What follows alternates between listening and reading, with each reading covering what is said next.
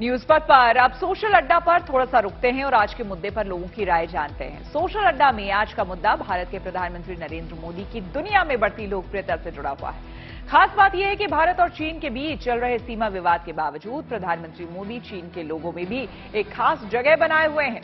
अमेरिकी magazine diplomat में प्रकाशित एक लेख के अनुसार चीन के लोग पीएम मोदी को सम्मानपूर्वक मोदी लाओक्सियन कहते हैं, जिसका अर्थ है मोदी अमर है।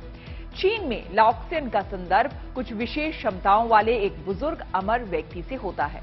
लाओत्से चीन के प्रसिद्ध दार्शनिक थे, जिन्हें ताओ धर्म का संस्थापक भी माना जाता है, जो उनकी विचारधाराओं पर आधारित धर्म है। लाओ सू चीन में एक ऐसी सम्मानजनक उपाधि है जिसे हर चीनी नागरिक बेहद आदर भाव से देखता है। लाओ का अर्थ होता है आदरणीय बुजुर्ग और सू का अर्थ गुरु होता है। इसी से बना शब्द है लाओक्सियन।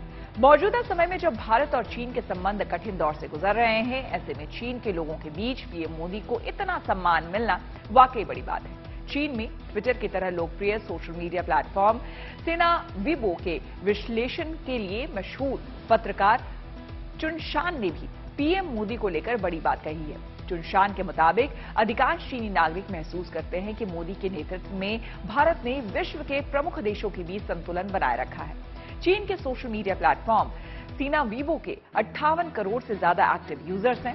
चुनशान बताते हैं कि प्रधानमंत्री नरेंद्र मोदी का चाइनीज इंटरनेट पर एक अलग उपनाम है, मोदी लाओक्सियन। दरअसल चीन में इंटरनेट का इस्तेमाल करने वाले लोग सोचते हैं कि मोदी कुछ अलग हैं और अन्य नेताओं की तुलना में आश्चर्यजनक भी हैं।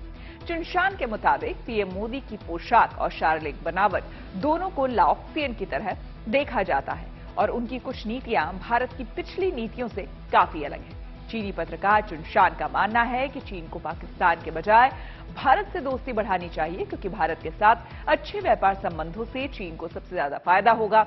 चीन के लोगों के बीच भारत के प्रधानमंत्री नरेंद्र मोदी की लोकप्रियता को लेकर भारत में लोग क्या राय रखते हैं, सोशल अड्डा में हमने कुछ लोगों से बात कर ये जानने की कोशिश की।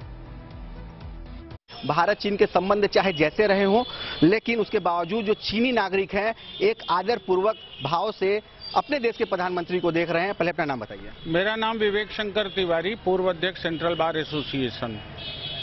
विश्वनाथ मंदिर कॉरिडोर का 13 दिसंबर को जब उद्घाटन होने वाला था, तो सोशल मीडिया फेसबुक लाइव के माध्यम से मैंने भी नरेंद्र मोदी जी को अमरत्व प्राप्त मोदी के नाम से संबोधित किया था कि मोदी जी अब अमरत्व को प्राप्त हो गए। हम जनता के लोगों ने इनको अपना प्रतिनिधि बना करके भेजा था, लेकिन ये देवदूत के रूप में उनके प्रतिनिधि बनकर जिस प्रकार से हमारे मंदिरों का उत्थान कर रहे हैं, नवनिर्माण कर रहे हैं, उनके कायाकल्प बदल रहे हैं, तो हमने भी कहा था कि नहीं, मोदी अब अमरत्व को प्राप्त हो गए हैं। तो अगर चीनी नागरिकों ने ऐसा कहा है तो कोई आश्चर्य का विषय नहीं है। राजनयिक स्तर पर और कूटनयिक स्तर पर जो भी बातें शासन सत्ता की दोनों देशों के स्तर से चल रही हों, लेकिन सोशल मीडिया का जमाना है। एक देश में कोई घटना घटित होती है, कोई बात होती है, तो पूरे विश्व में वो छा जाती है।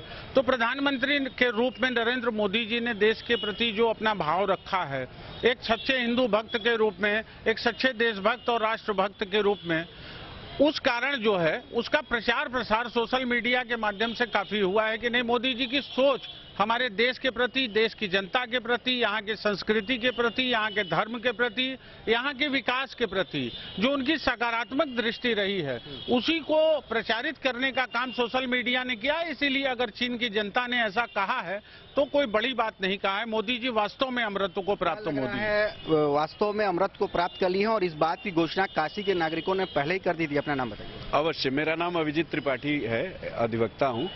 मोदी जी ने अपने कृतित्व से अमरत्व को प्राप्त किया है। ऐसी विलक्षण उनका व्यक्तित्व और ऐसा उनके देश प्रेम की भावना है, देश प्रेम से ओतप्रोत हैं। जो स्वतंत्रता संग्राम के सेनानियों के लिए जो बात कही जाती थी, आज बहुत साल बाद स्वतंत्रता के एक व्यक्ति ऐसा आया जो चाहे लोकप्रियता का मामला हो, चाहे विकास का मामला हो, हर ही में ऐसे बड़े मानदंड उन्होंने स्थापित कर दिए हैं कि अवश्य अमरत्व को प्राप्त है। अगर आप ये कहेंगे कि कोई अजर अमर है तो ये तो एकदम बेईमानी होगी। अजर अमर आप कह सकते हैं देश के जो रक्षा मंत्री थे माननीय नेताजी स्वर्गीय मुलायम सिंह यादव, जो उन्होंने सबसे पहले अगर किसी का शव किसी के घर जाता है शहीद शहादत के बाद, तो वो नेताजी ने किया। और अजर अमर कोई कार्य कुशलता के आधार पर हो सकता है, कोई जीवन शैली के आधार पर कोई अजर अमर नहीं हो सकता, चाहे हम हो चाहे आप हो। आप अपने कार्यशैली एवं कार्यों के आधार पर विश्व के पटल पर हो सकता है अपने आप के ऐसी छवि को उभारेंगे कि आप लाउस्कुलर तो हो सकते हैं, अजीत, ये बात सत्य है। लेकिन अगर आप ये कहेंगे, वो भी जिससे हमारी लड़ाई बराबर चलती रहती है और देश की सीमा पर हमारे जवान ऐसी कूटनीतिज्ञता है कि हम उनके खिलाफ गोली भी नहीं चला सकते, तो ऐसे लोगों का हम कोई बहुत प्यार पाके विश्व के पटल पे आप दिखा दे कि अमर हो गए, तो मैं ये कतई नहीं मानता। ये एकदम गलत चीज है, इसका पुरजोर विरोध होना चाहिए।